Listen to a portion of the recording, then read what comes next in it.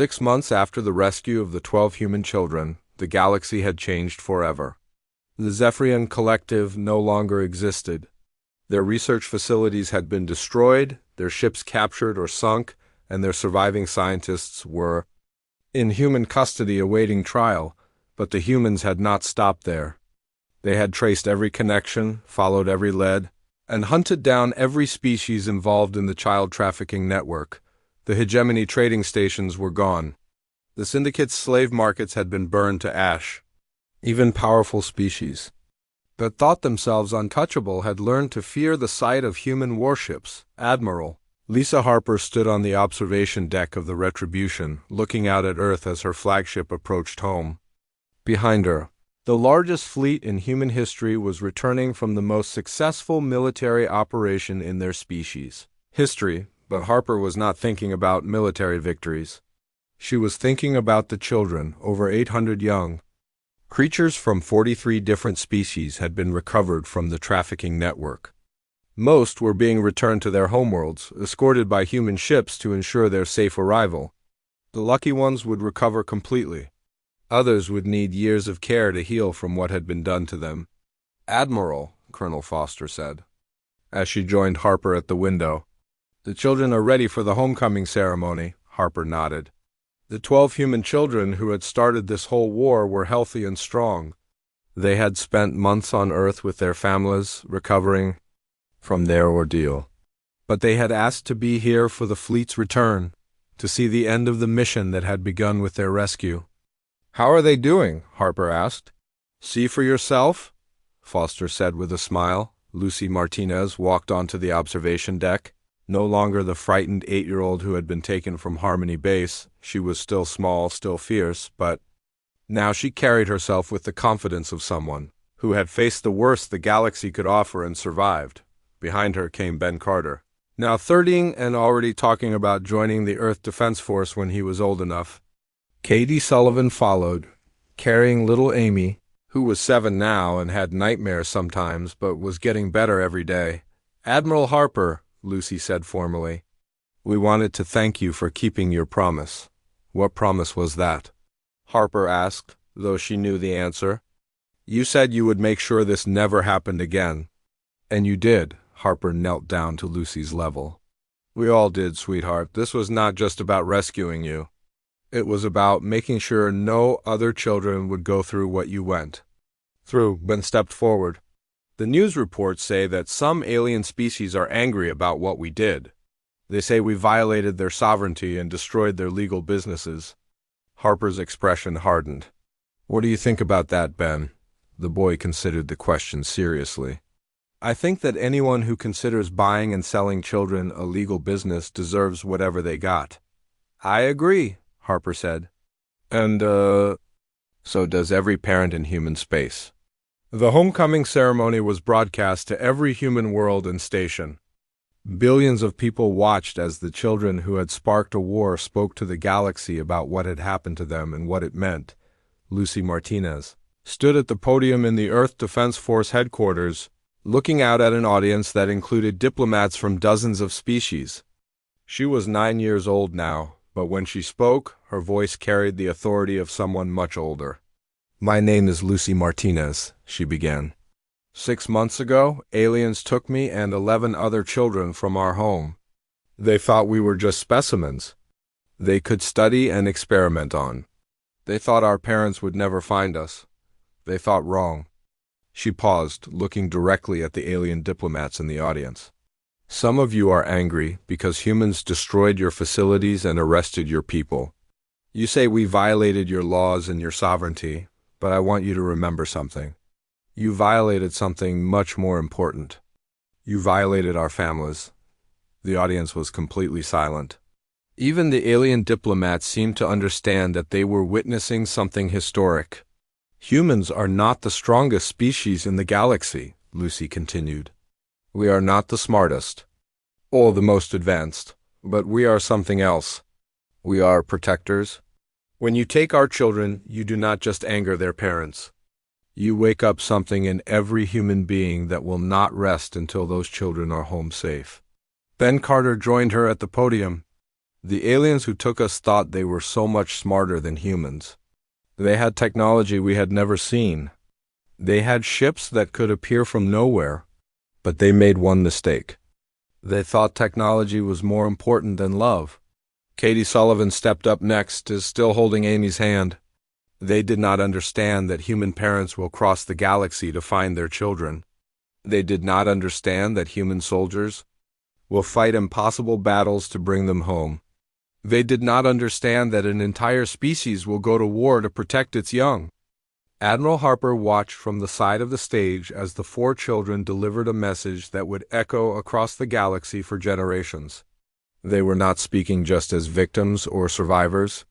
They were speaking as representatives of humanity itself.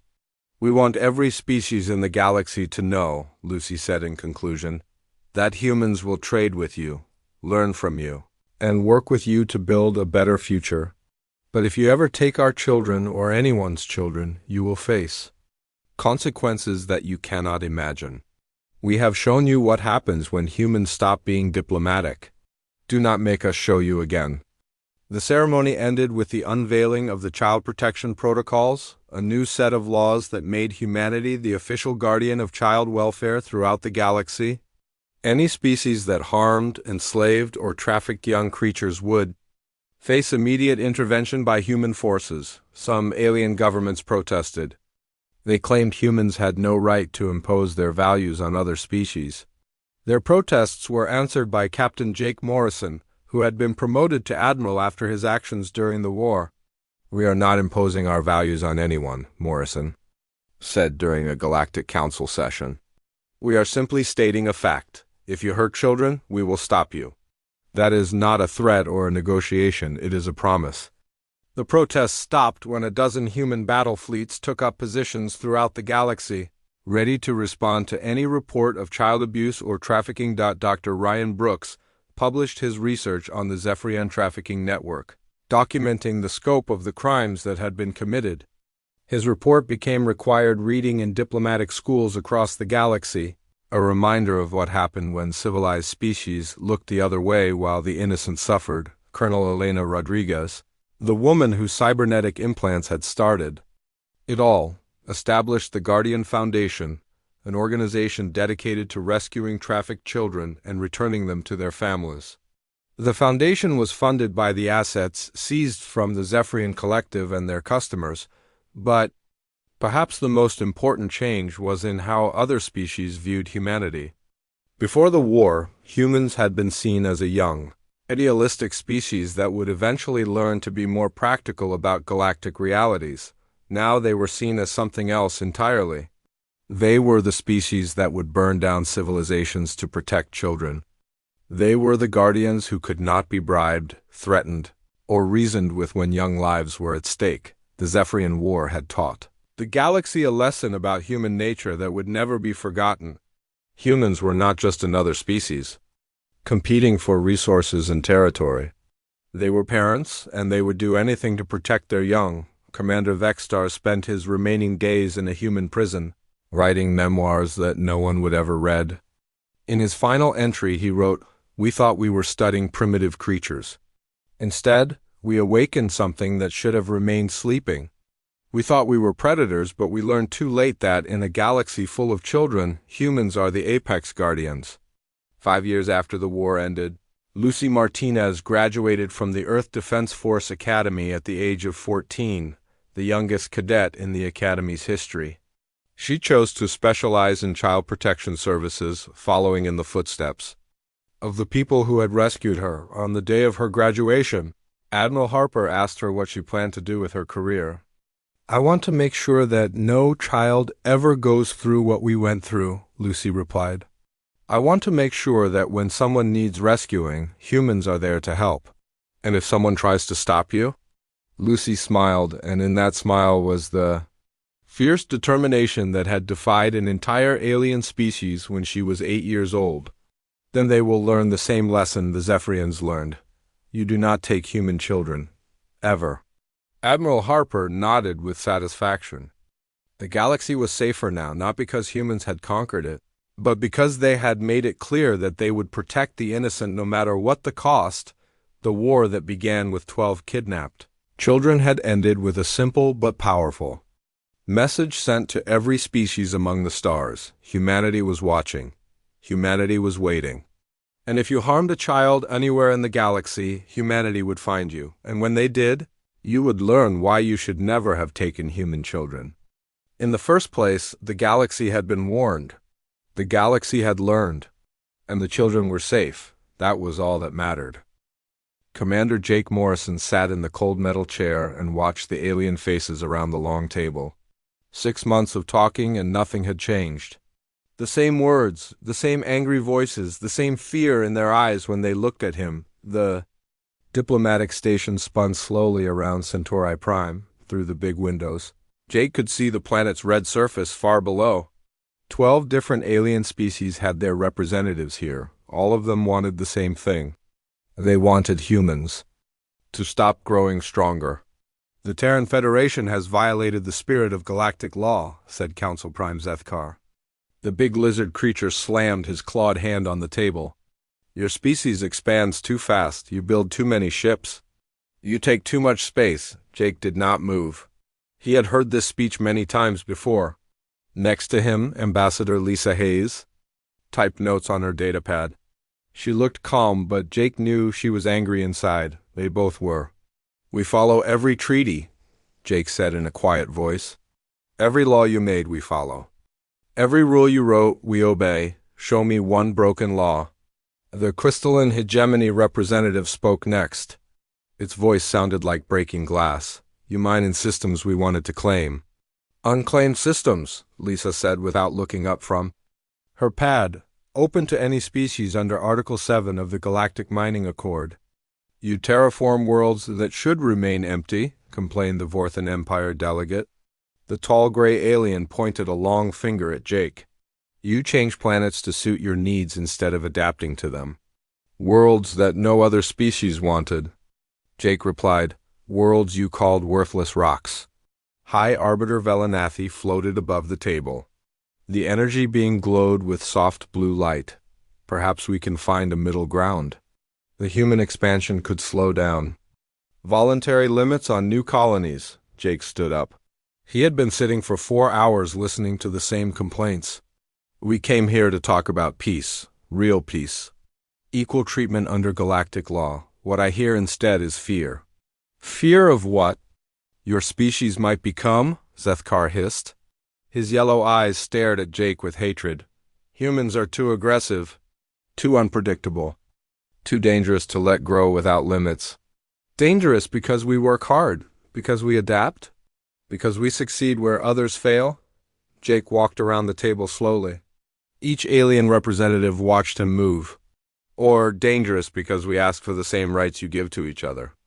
The Aquatic Federation ambassador spoke from his water tank. "Your terraforming affects water worlds in nearby systems. You must consider the greater good." Jake stopped walking. He pulled out a data chip and placed it on the table. "Environmental. Impact reports for every terraforming project. Approved by your own scientists. 0 negative effects on neighboring systems." "Approval given under pressure," the Vorthan delegate said. "Approval given because we follow your rules better than you do," Lisa said. She stood up and joined Jake. "Every permit filed correctly. Every environmental study completed. Every safety check passed." Jake looked around the room. 12 species. Hundreds of worlds between them. Thousands of years of civilization. And they were afraid of humans who had been in space for less than 2 centuries. "You want to know what makes humans dangerous?" Jake asked. "We keep our promises. We follow the rules even when others break them. We work hard and expect fair treatment in return." Zethkar laughed. It sounded like rocks grinding together. "You think following rules makes you special?" "Many species follow rules, but not all," Jake said. He pulled out another data chip. "Intelligence reports on treaty violations by council member species. Would you like me to read them out loud?" The room went quiet. Several aliens shifted in their seats. Jake had hit a nerve. "This meeting is about human expansion," Velanathi said quickly, "not about other matters." Jake smiled, but it was not a happy smile. Of course, human expansion is the problem. Not the three species that have been stealing mining rights for decades. Not the two empires that ignore environmental laws in their own space. Not the 5 governments that spy on each other and break communication treaties daily. "How dare you?" the crystalline representative said, its body flashed angry red. "You cannot prove such accusations." Jake held up the data chip. "Actually, I can." Lisa gathered her papers. She had seen this moment coming for weeks. The aliens had already decided what they wanted to do with humanity. These talks were just for show. "You want us contained?" Jake said. "You want us limited. You want us to stay small and weak and grateful for whatever scraps you throw us." He picked up his files. "But you made a mistake. You taught us how this galaxy really works." Jake walked toward the door. Lisa followed him. The alien representatives watched them go with surprise. Humans never left meetings early. Humans always tried to talk more, compromise more, give more ground. "Where are you going?" Zethkar demanded. "We have not finished." Jake stopped at the door and turned around. "Yes, we have. We came here believing in galactic law. In fairness. In the idea that hard work and good behavior would earn us respect." He looked at each alien face around the table. "Instead, we learned that fear rules this galaxy, fear of change, fear of competition, fear of anything different. If you leave now," Velanathi warned, "there may not be another chance for peace." "Peace?" Jake laughed. "This was never about peace. This was about making humans small enough that you feel safe." "Well, we tried being small. We tried following your rules. We tried being the good neighbors you wanted." Lisa opened the door. The hallway beyond was bright white and empty. "We will not return to beg for rights we already have under your own laws," Jake said. "And we will not accept limits that you would never accept for yourselves." He stepped through the door. Lisa followed. Behind them, the aliens started talking all at once. Angry voices. Worried voices. Voices that had gotten exactly what they wanted, but were just starting to realize what that might cost them as they walked down the hallway toward their shuttle.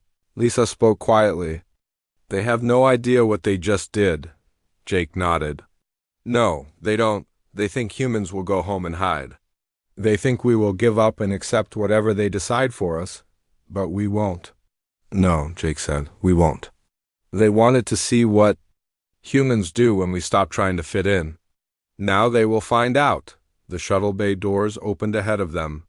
Their ship waited in the bright lights. Earth was calling them home. But first they had a report to make. The galaxy had shown its true face to humanity. Now humanity would show the galaxy something new in return. 3 months had passed since the failed peace talks. Captain Roy Chun stood outside the docking bay of New Denver Colony and stared at the closed doors. He had been trading with this human settlement for 5 years. They always welcomed his cargo ship. They always paid fair prices.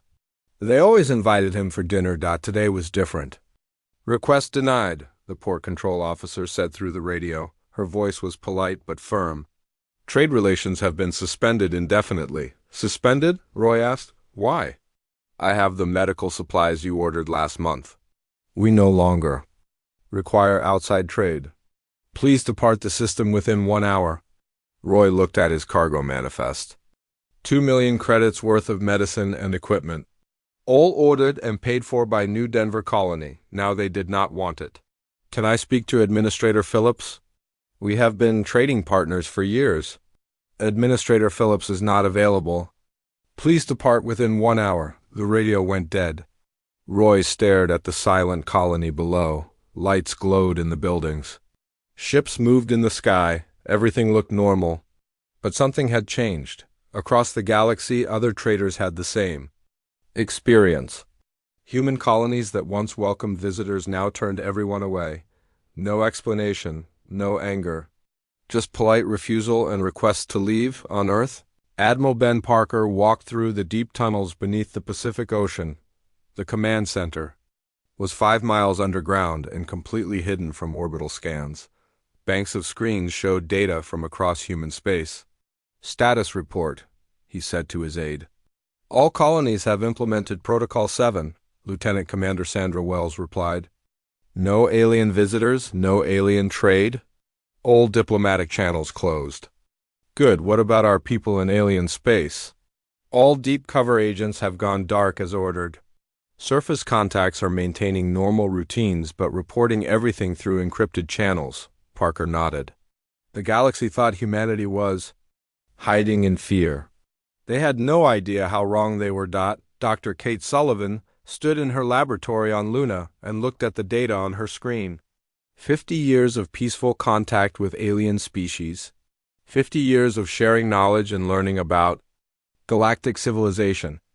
All of it had been carefully recorded and studied. Now she knew the truth about their galactic neighbors.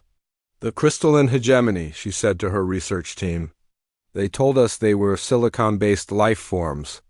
They lied. They are actually energy beings wearing crystal shells. Their real weakness is electromagnetic pulse weapons. Her assistant, Dr. Paul Martinez, pulled up another file. The Vorthan Empire claims their gray skin cannot handle bright light.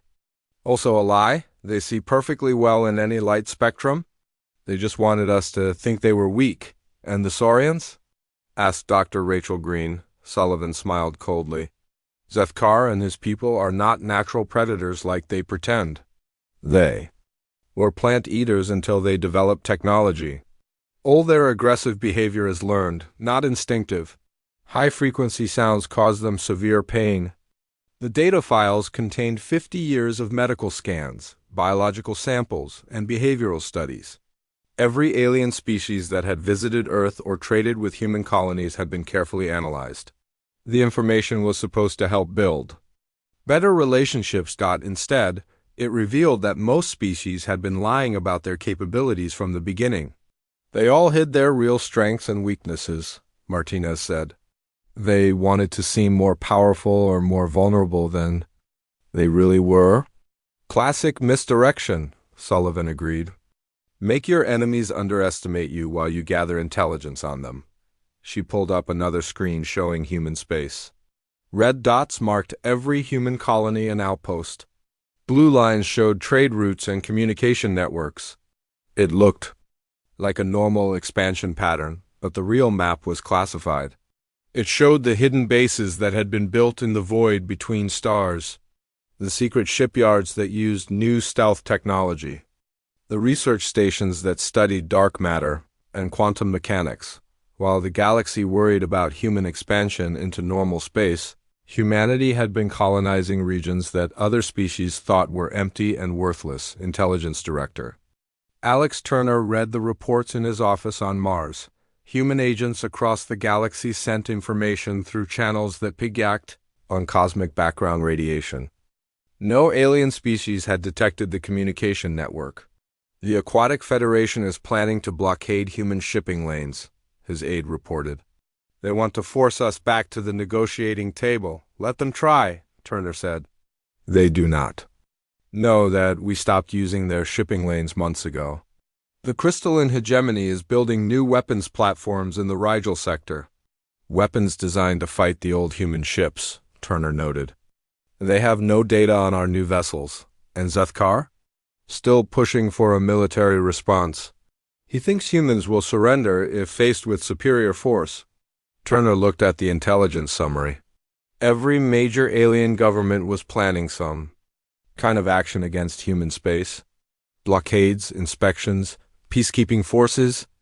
They all assumed humans would react like other species had in the past. They were wrong. On the Galactic Council station, High Arbiter Velanathi tried again to contact Earth. The communication request bounced back with an automated message. The Terran Federation is currently reviewing its galactic policies.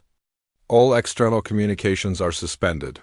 The same message for 3 months. No variation. No additional information. This is not normal, Velanathi told the Emergency Council session. Most species become more active when threatened, not less. Good, Zethkar said. Let them hide in their holes. The galaxy is better without human interference. But other council members were not so sure. The insectoid hive sent scout ships to human space and found the borders heavily patrolled by unknown vessel types. The patrols did not attack, but they followed the scouts until they left human territory. Unknown vessel types? Asked the crystalline representative. What do you mean unknown? Ships that do not match any human designs in our databases, the Hive delegate replied, larger than previous human vessels. More advanced looking. They appeared and disappeared without warning.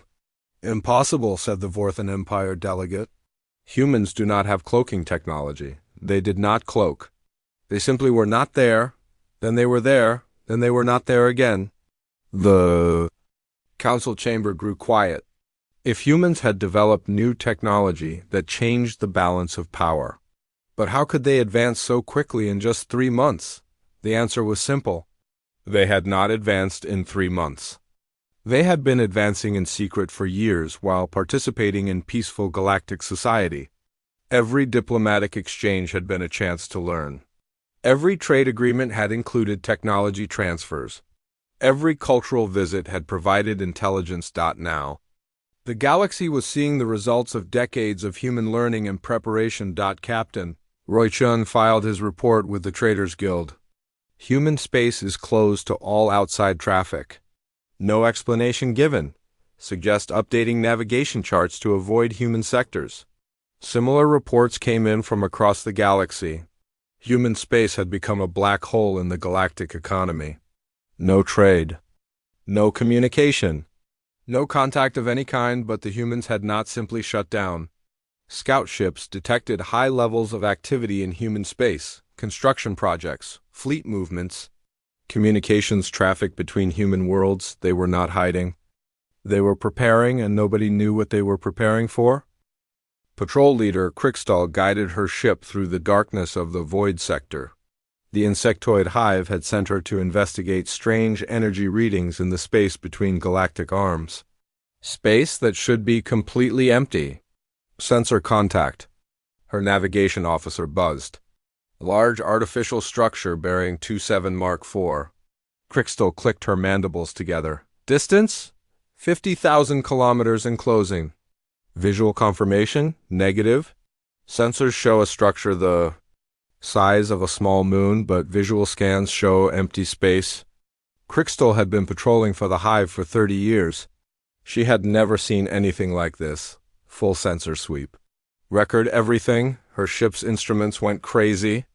Energy readings spiked off the charts. Gravitational anomalies appeared and disappeared. The structure that sensors detected flickered in and out of existence like a ghost, 10 kilometers away.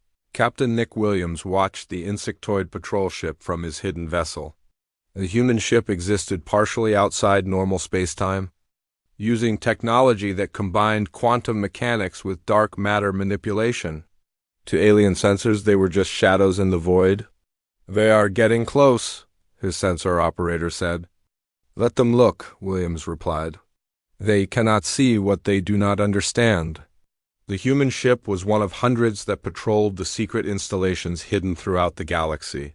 Each installation was a masterpiece of engineering that existed in the spaces between dimensions, invisible to normal sensors, unreachable by conventional travel. Perfect hiding places for humanity's growing industrial base on the hidden station that Krikstal could not see. Engineer Paul Martinez supervised the construction of the latest manufacturing bay. The station was as large as a small planet, but weighed almost nothing in normal space. It existed in the quantum foam that filled the apparent emptiness between stars. Production report, he said to his assistant. Bay 7 just completed its first batch of new fighters. Bay 12 is manufacturing the quantum displacement drives. Bay 15 is working on the new communication arrays. Martinez nodded. Humanity had spent 6 months building the most advanced industrial network in galactic history. All of it hidden. In the void that other species thought was worthless empty space, the quantum displacement technology allowed matter to exist in multiple dimensional states at once. A ship could be solid in one dimension while being invisible in another. A station could be massive and productive while appearing as empty space to outside observers. Krikstal's ship continued its scan but found nothing conclusive. Her sensors detected the energy signature of massive construction, but visual inspection showed only the cosmic background radiation of empty space. "Send a probe," she ordered. The small device flew toward the coordinates where sensors indicated a structure. It reached the target zone and sent back data that made no sense.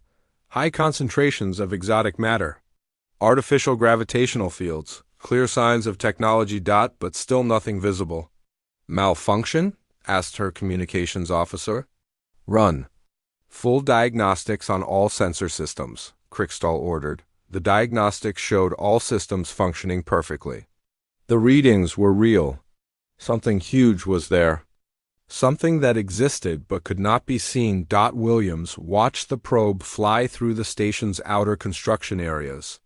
The probe sensors recorded everything, but its visual systems saw nothing. The quantum displacement field made the station transparent to electromagnetic radiation while allowing it to interact normally with matter in its own dimensional state. "Should we retrieve the probe?" his tactical officer asked. "No need, let them wonder." Science officer Emma Davis worked in the station's main laboratory studying the biological data that humanity had collected during 50 years of peaceful contact. Her breakthrough had changed everything about human understanding of galactic politics. "The crystalline hegemony," she explained to her research team, "are not actually silicon-based at all. They are energy beings that wear crystal shells for protection. The shells can be disrupted by specific electromagnetic frequencies." She pulled up another file. "The saurians have modified their own biology multiple times.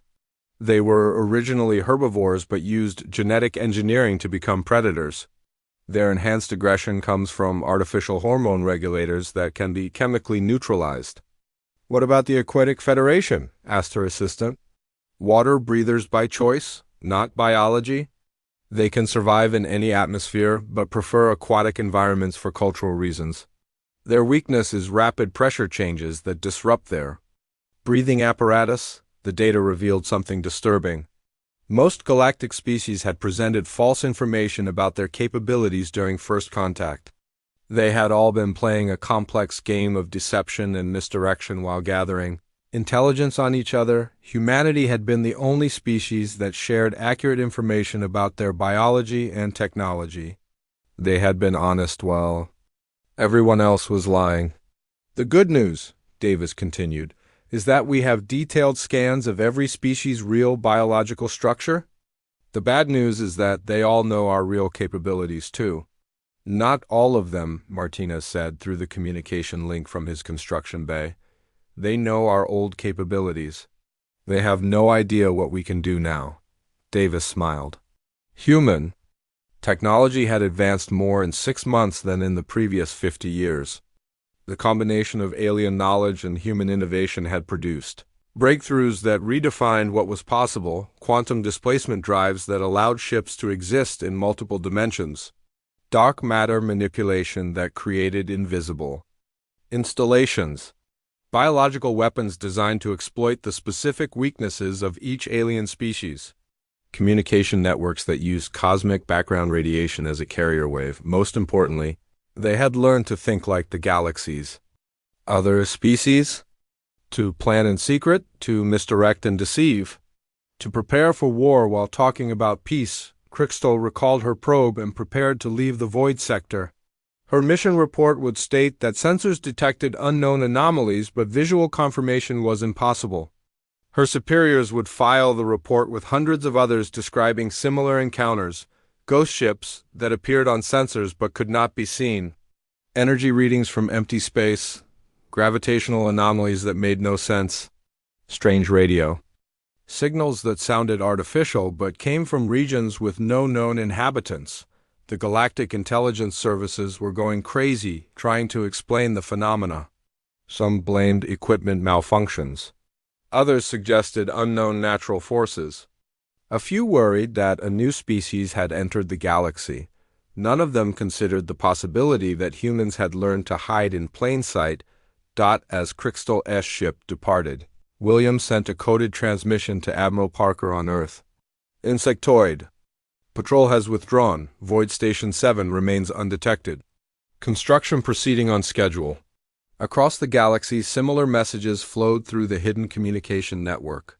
Humanity's secret empire was growing every day. Stations in the void between stars, shipyards that existed in folded space, research facilities that operated in parallel dimensions. The aliens had taught humanity that knowledge was power. They had also taught humanity that the most dangerous enemy was the one you could not see coming. Now humanity was preparing to demonstrate both lessons. Williams looked out at the invisible station around his ship.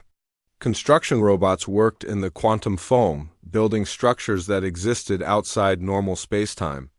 Manufacturing bays produced ships and weapons that used principles unknown to galactic science. The galaxy thought humanity had withdrawn in fear. They believed humans were hiding in their home systems, defeated and contained. They were wrong. Humanity had not withdrawn. They had simply learned to work in the shadows that other species could not see. They had built an empire in the void that conventional sensors could not detect. And soon, very soon, they would reveal what they had accomplished in the darkness between the stars. Agent Linda Cooper sat in the secure conference room on the crystalline hegemony homeworld and listened to the alien intelligence officers plan humanity's destruction. She had been working undercover as a trade liaison for 3 years. The aliens trusted her completely. They had no idea she was human. Operation Containment will begin in 2 weeks, the crystalline intelligence chief announced. Its crystal body flashed with excited energy. Coordinated blockades around all human systems. Inspection teams will board human vessels to search for illegal weapons. The Saurian representative hissed approval. My fleet stands ready. Humans will surrender when they see our combined forces.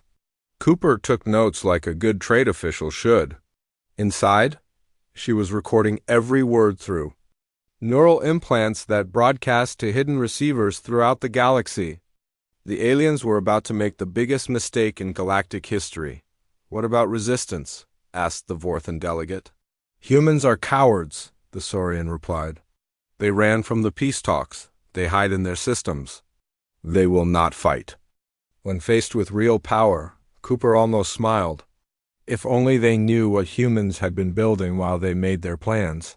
General Sam Foster received Cooper's intelligence report in his command center built inside a hollowed asteroid in the Void Sector.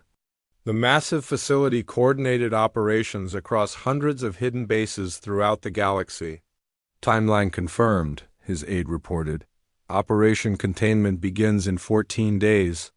All major galactic fleets will participate. Excellent, Foster said. Signal all stations.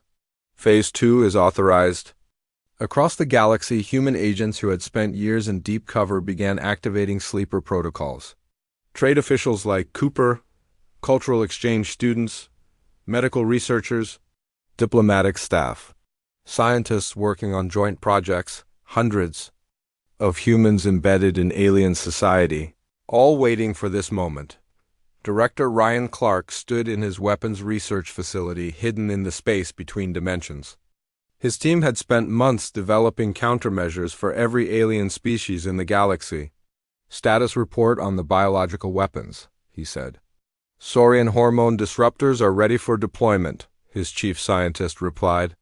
1 dose will revert. They're artificial aggression enhancements. They will become peaceful herbivores again. Crystalline hegemony? Electromagnetic pulse weapons tuned to their energy frequencies will disrupt their crystal shells and force them back to pure energy. Form aquatic federation? Pressure wave generators will collapse their breathing apparatus and force emergency evacuation to water, Clark nodded. Each weapon was designed to disable rather than kill. Humanity did not want genocide. They wanted to demonstrate overwhelming superiority. What about the Vorthan Empire? High-frequency sonic weapons will cause severe disorientation and force them to retreat. The biological data that humans had gathered during 50 years of peaceful contact was finally being put to use. Every species had trusted humanity with their medical information during joint research projects. Now that information would save human lives. Counselor Thekvar of the Aquatic Federation received an anonymous data package at his private residence. The encryption was unlike anything in galactic databases, but his computer could read it perfectly. Inside was a complete record of every secret meeting held by galactic intelligence services over the past year, every classified document, every private communication between species leaders. Someone had been watching them with perfect clarity. The package included meeting transcripts that only the highest level officials should have known about, plans for operation containment, discussions about human capabilities, private communications between species leaders, most disturbing of all. The data revealed which species had been planning hostile action against humanity from the very beginning of the peace talks. The whole diplomatic process had been a sham designed to justify predetermined military action. Attached to the intelligence data was a simple message. We know who our friends are, we also know who our enemies are. Choose your side carefully. Thekvar realized with growing horror that humanity had been watching galactic leadership with impossible precision. Every secret was known. Every plan was compromised. Every weakness was catalogued. On Earth, Prime Minister Jack Stevens read the latest intelligence reports in his secure office beneath the Capitol. The scope of human penetration into galactic society was staggering. Agent status report, he requested. 437 deep cover operatives remain undetected, Intelligence Director Turner replied. They have access to every major government, military command, and research facility in galactic space. Communication networks? Fully operational. We monitor all galactic government communications in real time. They cannot make a decision without us knowing about it immediately. Production facilities? 800 hidden installations now. Operational. Manufacturing capacity exceeds the combined output of all galactic species. Stevens smiled coldly. The galaxy had taught humanity to be patient and cunning. Now they would see the results of that education. Cooper finished her intelligence meeting and returned to her quarters on the crystalline homeworld. She sent her daily trade report through normal channels while simultaneously transmitting classified intelligence through quantum-encrypted networks that alien technology could not detect. Her real identity was protected by biological modifications that altered her appearance and scent. Neural implants suppressed human behavioral patterns while enhancing the personality traits that aliens expected from her supposed species. She was one of hundreds of humans who had undergone similar modifications to infiltrate alien society. The surgical procedures were reversible, but the psychological training was permanent. They had learned to think like aliens while remaining completely human inside.